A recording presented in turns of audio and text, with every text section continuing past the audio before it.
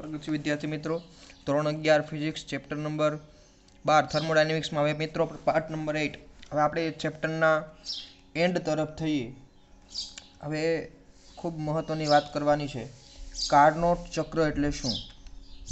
Carnot चक्र एटले शुं मित्रों? कार्नोट चक्रनी बात करवानी छे। तो मित्रों आनी आकृति आपणे पहेला जोई ज गया छीए। આપણે એક આલેખ દોરીએ કાર્નોટ ચક્ર કોને કહેવાય તો આલેખ સમજી જવાય મિત્રો તો આપણને આના પછીના પ્રશ્નો બધા સમજમાં આવી જશે।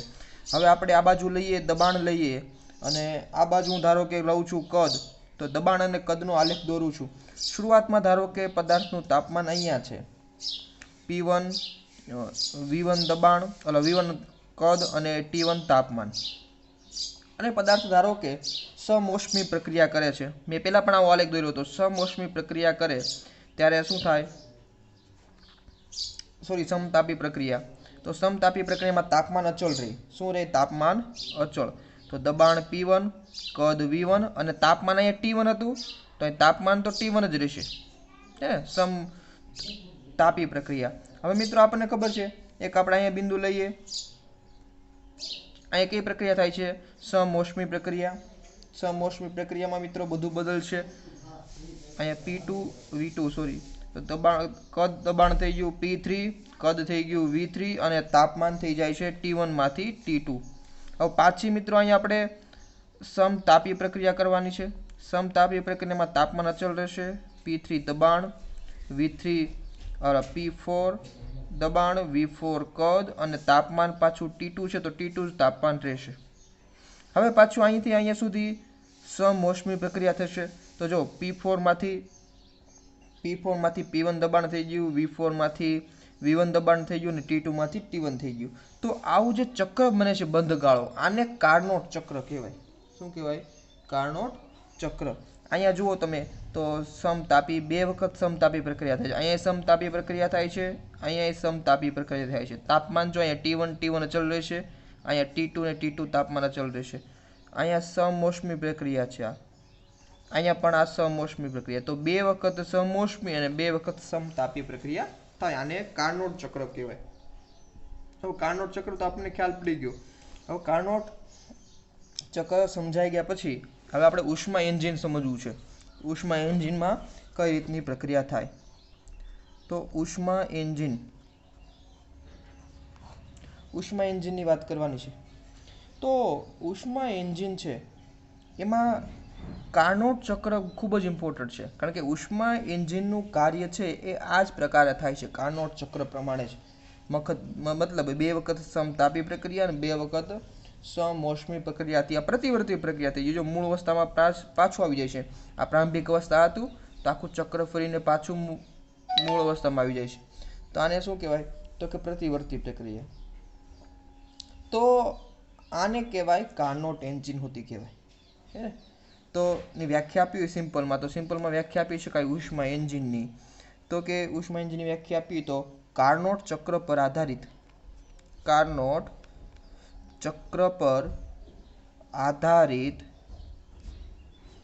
उष्मा एंजीन ने कार्नोट एंजीन पण कहेवाय। शुं कहेवाय? Carnot engine.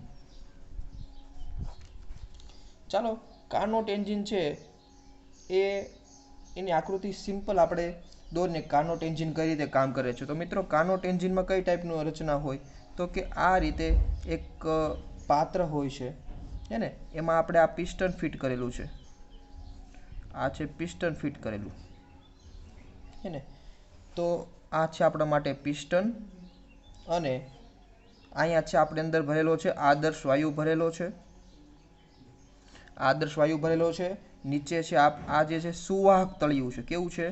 सुवाहक तळिયું मतलब नीचेथी तमे उष्मा आपी शको छो है ने तो आ रीते आवी रचना होय छे। तो आनी आपणे वधारे वात करवी छे तो अहींया जो आ रचना में बीजू एक बात करिए तो ऊंचा तापमान धरावतुं उष्मा प्राप्ति स्थान पण होय छे है ने आ सुवाहक तळिયું छे त्यां आपणे शुं आपी शकीए तो के ऊंचा तापमान वाळुं उष्मा प्राप्ति स्थान ઉષ્મા પ્રાપ્તિ સ્થાન मतलब તમે અહીં નીચેથી વધારે ઉષ્મા ધરાવતું પ્રાપ્તિ સ્થાન સુવાહક તળિયાથી આપી શકો છો। બીજું તો કે આ જે સ્ટેન્ડ છે આખું આ સ્ટેન્ડ કેવું છે તો કે અવાહક છે, ત્યાંથી ઉષ્મા વધારે બહાર નીકળે નહીં, તો અવાહક સ્ટેન્ડ। અને જે વધારાની ઉષ્મા મુક્ત થાય છે, આ કાર્ય થાય છે અને વધારાની ઉર્જા મુક્ત થાય છે એને કહેવાય નીચા તાપમાનવાળી ઠારણ વ્યવસ્થા, નીચા તાપમાન ધરાવતી ઠારણ વ્યવસ્થા। ઓકે મિત્રો, આપણે આની આકૃતિ પહેલા પણ દોરી હતી, આપણે બે વૈજ્ઞાનિક હતા કોશિયસ અને કેલ્વિન, એમાં પણ આપણે આકૃતિ દોરી હતી। ઓકે, ચાલો આપણે કાર્નોટ એન્જિન માટે છે આપણે હવે સમતાપી પ્રક્રિયા આપણે જોઈએ। તો જો તમને આપણે ગ્રાફ દોરીએ, જો આ આલેખ છે, આલેખમાં આપણે નામ આપી દઈએ, ધારો કે આ એ બિંદુ છે, આ બી બિંદુ છે, આ સી બિંદુ છે અને આ ડી બિંદુ છે। એમાં આપણે જોઈએ તો પેલામાં કેવું થાય છે, સમતાપી થાય છે, સમતાપી પ્રક્રિયા। અને જો તમે જુઓ તો કદમાં વધારો થાય છે, V1 કદ છે, અહીંયા V2 કદ થઈ જાય છે, તો કદમાં શું થાય છે, વધારો, તો આને સમતાપી પ્રસરણ કહેવાય। તો પહેલી પ્રક્રિયા શું થાય, પહેલી પ્રક્રિયા થાય સમતાપી પ્રસરણ, પહેલી પ્રક્રિયા થાય સમતાપી પ્રસરણ। ચાલો પ્રથમ તબક્કામાં આપણે સમતાપી પ્રસરણની વાત કરવી છે। તો સમતાપી પ્રસરણમાં શું ચેન્જ થાય છે તો કે શરૂઆતમાં દબાણ P1 હતું, V1 હતું અને તાપમાન T1 હતું, એમાંથી અંતિમ અવસ્થા કઈ થાય છે, દબાણ P2 થઈ જાય છે, કદ V2 થઈ જાય છે અને તાપમાન તેનું તે જ રહેશે, કારણ કે સમતાપી છે। આવું પ્રક્રિયા થાય છે ને। તો હવે આપણે કાર્ય જે થાય છે, કાર્ય ગણવું છે ને, કાર્ય ગણવું છે।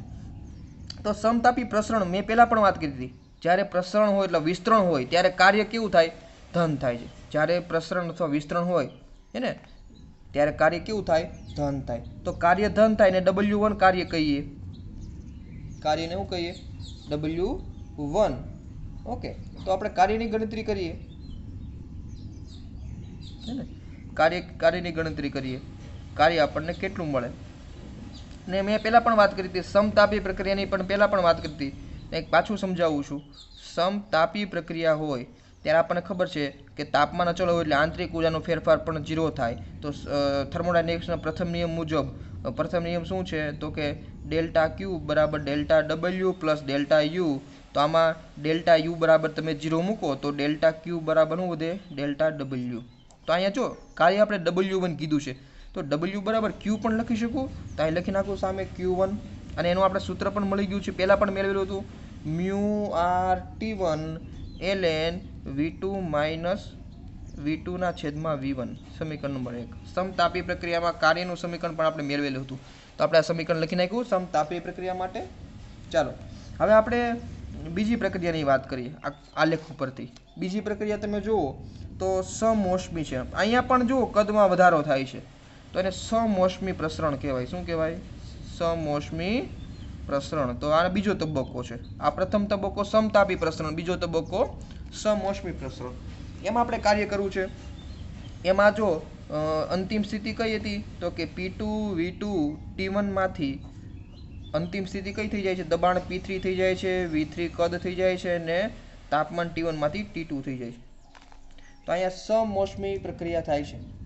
તો સમોષ્મી પ્રક્રિયા માટે આપણને કાર્યનું સૂત્ર આવડે છે, એને હું W2 કહી દઉં તો શું થઈ જાય આપણને ખબર છે, μR કાઉન્સમાં T2 માઇનસ T1 છેદમાં μ માઇનસ 1। અને આપણે μ ખબર હોવી જોઈએ, μ શું છે તો કે આપણને ખબર છે Cp અને Cv ના ગુણોત્તરને શું કહેવાય, μ કહેવાય હે ને, આપણે પહેલા પણ શોધેલું છે બધું।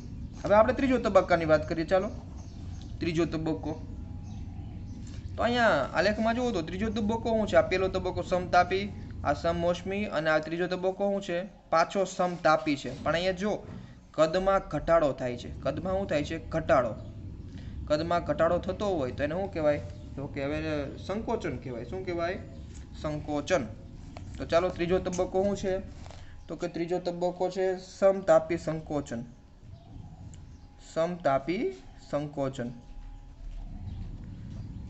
તો અહીંયા સંકોચન છે, સંકોચન માટે આપણને ખબર છે કાર્ય કેવું આવશે, ઋણ આવશે, સંકોચન માટે કાર્ય કેવું આવશે? ઋણ આવશે. અને અવસ્થા ક્યાં ક્યાં થાય છે? તો કે અંતિમ અવસ્થા કઈ હતી? આ P3V3T2 P3V3T2 આ પ્રારંભિક અવસ્થા હતી. આમાંથી કઈ અવસ્થામાં જાય છે? તો કે દબાણ P4 થઈ જાય છે, કદ V4 થઈ જાય છે, સમતાપી છે એટલે તાપમાન તો બદલશે નહીં, T2 જ રહેશે.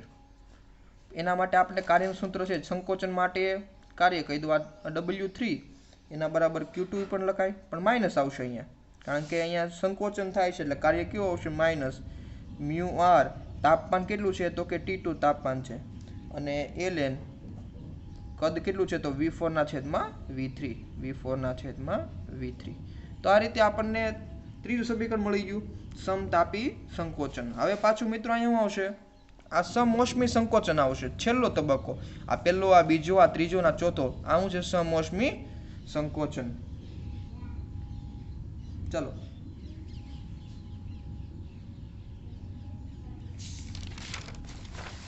હવે છેલ્લો તબક્કો જોઈએ મિત્રો આપણે, ચોથો તબક્કો સમોષ્મી સંકોચન.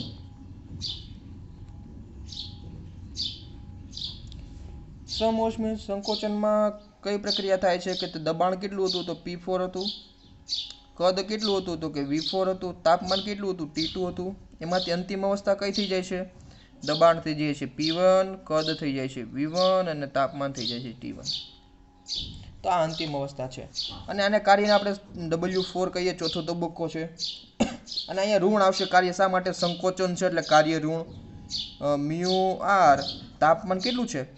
T2 માંથી T1 થઈ જાય છે. ચાલો તો T2 માઇનસ T1 છેદમાં મ્યુ માઇનસ 1 છેદમાં મ્યુ માઇનસ 1. તો આ રીતે છે એ આપણને ચારે કાર્ય મળી જાય છે, હે ને? ચારે કાર્ય મળી જાય છે. તો 4 કાર્ય મળે છે આપણને, W1 W3 W3 અને W4. 4 કાર્ય આપણને મળી ગયા છે. હવે આપણે એન્જિનની કાર્યક્ષમતા જોવી છે. ચારે કાર્ય તો મળી ગયા છે આપણને, ને? હવે એન્જિનની કાર્યક્ષમતા, ઉષ્મા એન્જિનની કાર્યક્ષમતા જોવી છે. તો ઉષ્મા એન્જિનની કાર્યક્ષમતા જોવી છે તો કાર્યક્ષમતાનું મિત્રો સૂત્ર છે. કાર્યક્ષમતાને આપણે પહેલા પણ કીધું હતું, ઈટા વડે દર્શાવાય. ઈટા બરાબર શું થાય? તો કે ઈટા બરાબર W ના છેદમાં Q1. W ના છેદમાં Q1. અહીંયા W શું છે? તો કે કુલ કાર્ય છે. W શું છે? કુલ કાર્ય છે. ચાલો તો કુલ કાર્ય ગોતી લઈએ W બરાબર. તો ચાલો બધા કાર્યનો સરવાળો કરીએ. W1 plus W2 plus W3 plus W4, ને બધાનો શું કરીએ? સરવાળો કરીએ. તો અહીંયા તમે જોઈ શકાય છે તો કે W1 બરાબર શું છે? તો કે આપણે W1 બરાબર લખ્યું હતું અહીંયા આપણે મ્યુ આર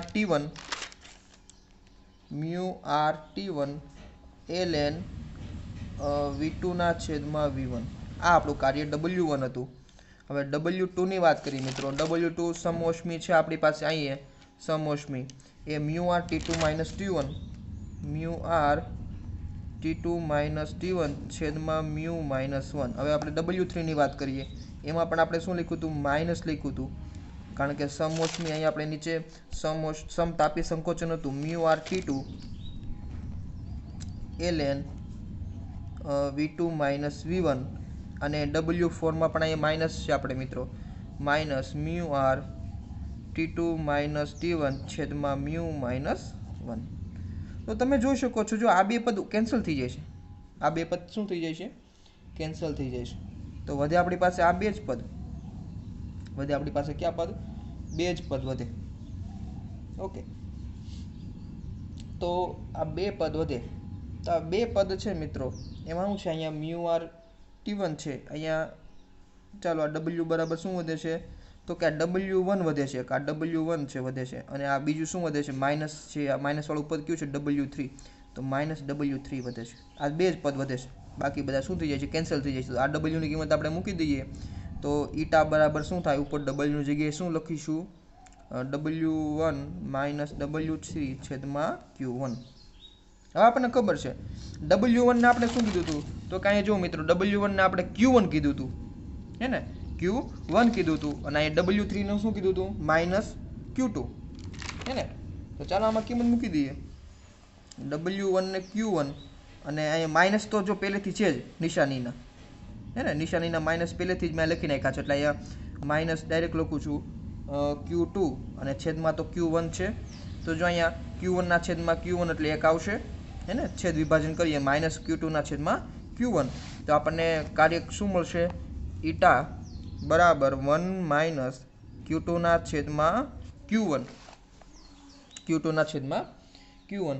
હવે આપણે Q2 ની કિંમત મૂકી દઈએ. Q2 એટલે શું થાય, આપણે જોયું હતું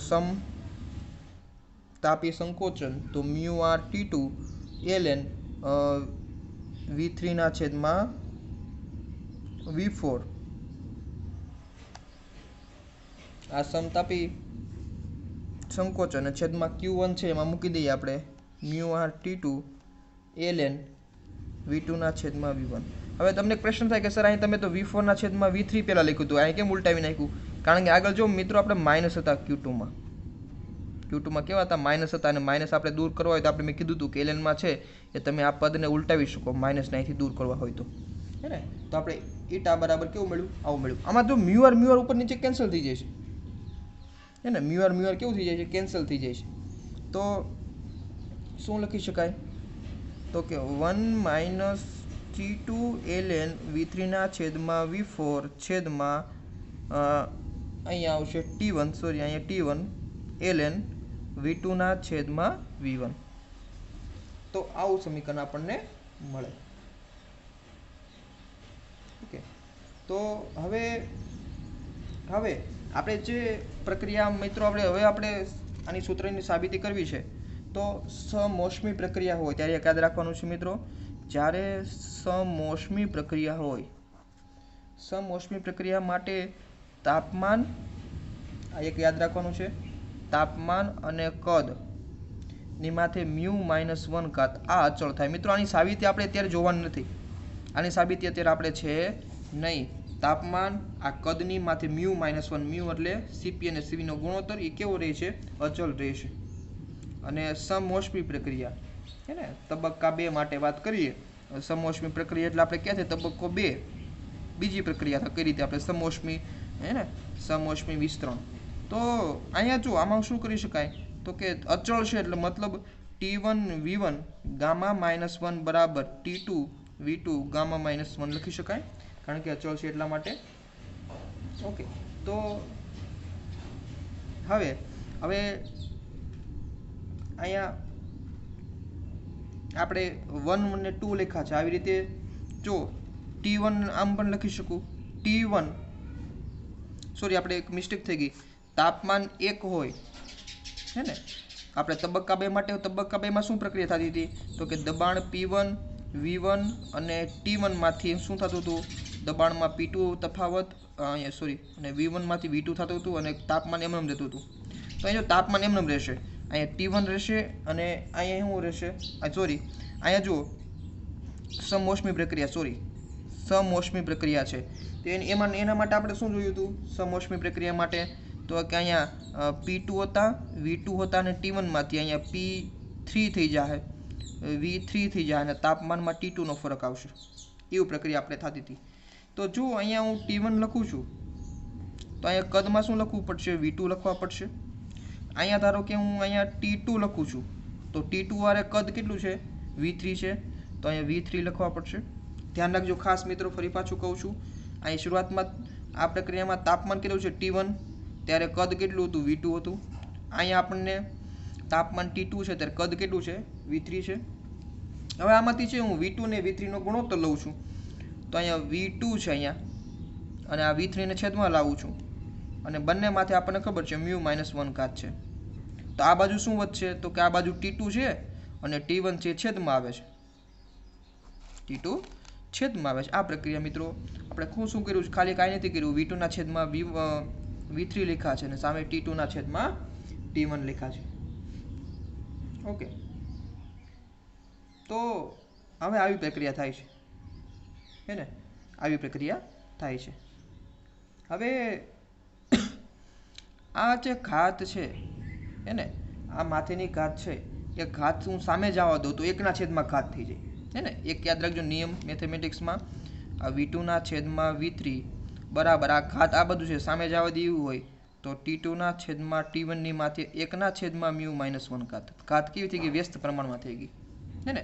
તો આપણે v2/v1 લખ્યું છે હે ને। તો આ તબક્કા 2 માટે લખ્યું તો આપણે આવી રીતે તબક્કો 4 છે એમાં પણ સમોષ્મી પ્રક્રિયા થાય છે, સમોષ્મી સંકોચન, તો એમના માટે પણ લખી શકાય। એમના માટે શું લખાય તો કે એમ અંતિમ કદ અહીંયા v1 અને આ v4 બરાબર આમે તાપમાન t2 અને t1 ની માથે 1/μ-1 આ કોના માટે મેં લખ્યું તબક્કા 4 માટે। એમાંય પણ સમતાપી આપણે જોયું હતું તબક્કા 4 માં સમતાપી સંકોચન થાય છે। તો મિત્રો આ બે પ્રક્રિયામાં તમે ધ્યાન રાખો તો જો અહીંયા કદ v1 ભાગાકારમાં v4 છે, અહીંયા કદ શું છે આ બે પ્રક્રિયાને સરખાવો તો આ પદ કેન્સલ થઈ જાય તો v1/v4 બરાબર v2/v3 તો લખી નાખીએ અહીંયા આપણે v2/v3 બરાબર v1/v4।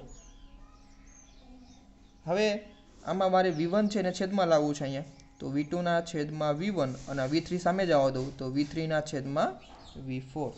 હવે મિત્રો આ સમીકરણ ક્યાંથી ઉપયોગમાં આવશે આપણને તો ખ્યાલ જોયું v2/v1 બરાબર શું છે v3/v4 તો તમે આપણે અહીંયા જોઈ શકો છો જો અહીંયા v3/v4 છે, અહીંયા v2/v1 છે તો મિત્રો આ બે કેન્સલ થઈ જાય, આ સમીકરણ નંબર સ્ટાર આપી દઉં તો આ બે કેન્સલ થઈ જાય તો વધે શું ઈટા બરાબર તો કે ઈટા બરાબર અહીંયા શું વધશે તો કે 1-t2/t1 1-t2/t1 તો ખાસ યાદ રાખજો અહીંયા જો આ બે આપણે સરખા મળ્યું હતું એટલે આપણે 1-t2/t1 લખ્યા છે। આને શું કહેવાય?